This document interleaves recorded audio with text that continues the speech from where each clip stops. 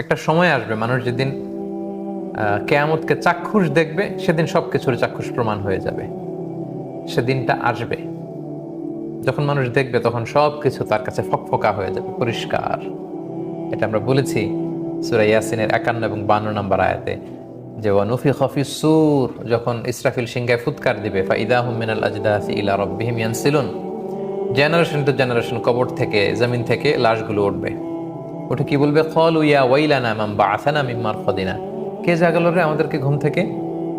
হাদা মা ওয়া'দার রহমান ওয়া সাদাকাল মুরসালুন, বলা হবে হ্যাঁ, এটাই হচ্ছে রহমান বলেছিলেন, কিয়ামত যে হবে এটাই সেদিন, যে আল্লাহ তাআলা কোরআনে বলেছিলেন, নবীরা বলেছিল, আলেমরা বলেছিল। সেদিন সব ক্লিয়ার হয়ে যাবে। এই দুনিয়াতে যারা নাস্তিক বলে নিজেদেরকে পরিচয় দেয়, যারা বলে স্রষ্টা বলতে কিছু নাই, মৃত্যুর পরে জীবন বলতে কিছু নাই, আমরা যদি তর্কের খাতিরে সাপোজ ধরেও নেই